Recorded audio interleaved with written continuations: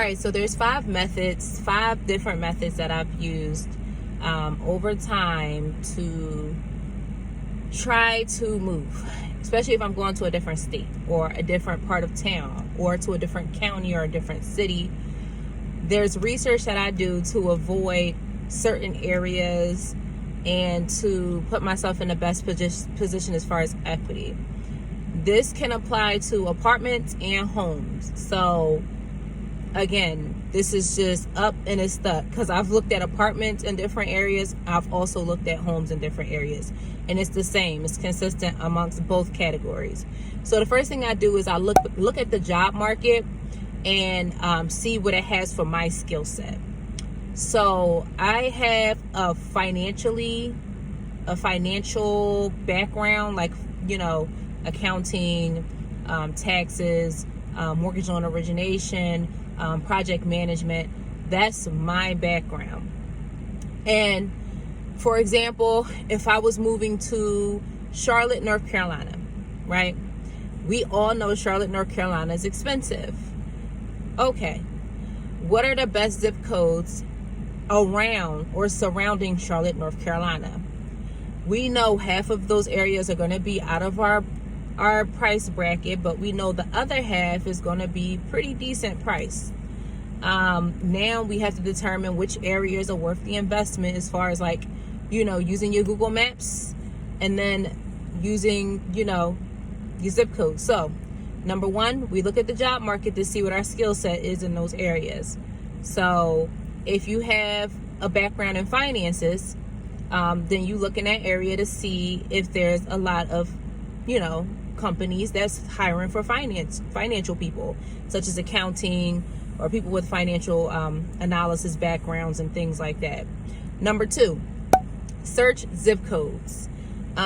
Look up based on your surrounding area that you're trying to move to, or where you got hired at, or where you want to get a job at, or where you want to live. Look up the best zip codes in those areas. Number three, look into home prices in the areas. When you do the search for the zip codes, you're going to go on Zillow or Trulia or Realtor.com. What's a few? Redfin. You're going to go on those websites. I like Coldwell Banker, Trulia, and Zillow. That's who I use. You're going to go onto those websites. You're going to put each zip code inside of that website, and you're going to see what's the prices of the apartments and the homes out there. Is it around what you can afford? And you're going to do that with each and every zip code that they put on the list. Look for like a list of 10 zip codes, just so you could be on the safe side. Once you look at that and you say, okay, these homes look like they're in a nice, pretty decent area. I did a little street view of each house that I thought was in my price range. And, the neighborhood looks pretty decent. After that, you're going to look at school ratings.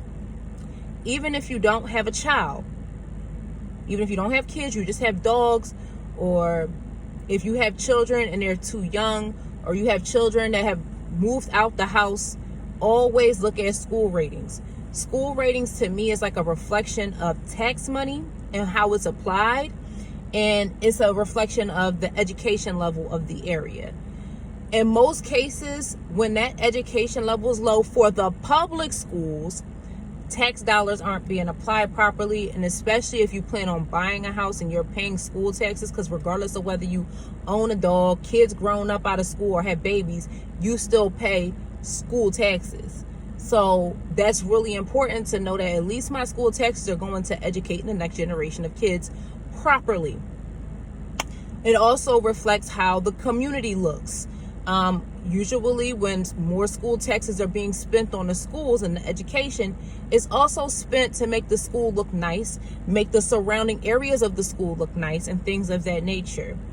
Also, if you have young children, living close to a school and seeing where the school is, when you go to, I think, Zillow, you can go to Trulia and you can press the school button. And this is from greatschools.com, but I will also check and do a research based on that school once you get off of Trulia or Zillow. You want to make sure you live close to a school, because Megan's Law predators, whatever. You want to be as far away from that activity as possible if you have young children, and you're usually in a safe zone when you're closer to a school. You also want to be in walking distance in case anything happens to your car. And this is for apartments too. Anything happens to your car or anything, you want to be in close distance to the school so that you can just walk your child to school and drop them off and deal with your car situation later. It's also good exercise to walk your child to school. So, it's all the benefits. And then the last one, visit the area. Don't just buy a house in the area. Even if, you're looking for apartments, visit the area. Get a hotel in the area or rent an apartment for a year in the area. Okay? If you are renting, go get a hotel in the area and spend a week out there. Go to open houses or go to open apartment showings. Go to different places and ask them if they can show you their available spaces. And this is one thing that was a problem when I moved to Georgia. When you come to Georgia to Apartment Look, they are going to tell you or show you a model space. You don't want to see a model space. The model space is like their best unit that they got an interior decorator to come in and spruce up, and they're just showing you this model space, and it's nothing like what the actual apartment will look like. Sometimes it's the biggest unit of the amount of rooms that they have. Sometimes it's the biggest unit in the apartment complex that they're showing you, but you can only afford the smallest. So what I did when I first got down here was I got a hotel, and literally every day during the time that I wasn't working, I grabbed me and my kids and my sister, because she was helping me with the kids, and we went to every single apartment building in the area that we liked. And I specifically asked them, can I see the actual unit that's available? Yes, ask to see. And they're going to tell you, oh, we don't do that down here. That's a lie. That's a lie. You tell them, I'm not signing no paperwork. I'm not giving you no money until you show me the actual unit that you have available. And then go see the unit before you sign the lease. So if they say, oh, we got to fix this, we got to fix that. Okay, is it okay? I can see it while it's still in progress of being flipped. I don't have a problem with that. And then see it before you sign the lease. And check for droppings. Look in the cabinet. Look in the fridge. Look in the bathroom for signs of mold. Look at the ceilings for signs of leaks. Look under the sink for signs of leaks. Is there a washer and dryer hookup? Does it come with the apartment? Is that going to be on my lease? Show me that I have a washer and dryer with my apartment, or show me that I have the option to bring my own. This is for people who are looking for an apartment.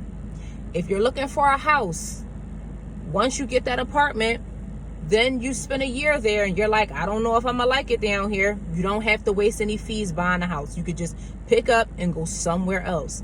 But if you like it, then you can start taking your time, saving your money, and looking for a house. And if you're out here specifically to buy a house, you're not going to want to hear this. If you're out here to buy a house, or you're going anywhere to buy a house, do not get, I don't care how you feel about it, do not get the biggest apartment you could get. You don't have to get a 3-bedroom. You really don't even have to get a 2-bedroom. You don't. Oh, I have a daughter. Let her sleep in your room. Oh, I have a son. Let one of them sleep in your room. You have to downsize before you upsize. Because if you don't take any sacrifices with your money and you don't cut back, you're not going to be able to save up any money to buy a house. So that's my only because if you're staying in a hotel with your family, if you can stay in a hotel with your family, then you can stay in an apartment with your family. Just saying. If you have to get a 3-bedroom apartment because you have older boys and you have older girls and your parents, fine, whatever. But I'm just saying, if you have the option to downsize as much as you can, whatever areas you can downsize in. Just make that sacrifice. It'll be worth it at the end, because I'm telling you, when you stay in these hotels, you're going to be spending some money on takeout, on the hotels, on gas for your car. It's storage, a lot. So be prepared. But yeah, those are the 5 things. Those are the 5 things that I think you should look for. You should look at the job market. You should search the zip codes in the surrounding areas where you intend to get a job at. You should look at the home prices in the area. Look up the school ratings in the area, regardless of whether or not your kids are in school or you even have kids. And visit the area that you are going to be living in. You can go out to eat. You can go to open houses. You can go to apartment searching. Don't matter. Just come and visit the area that you're going to live in.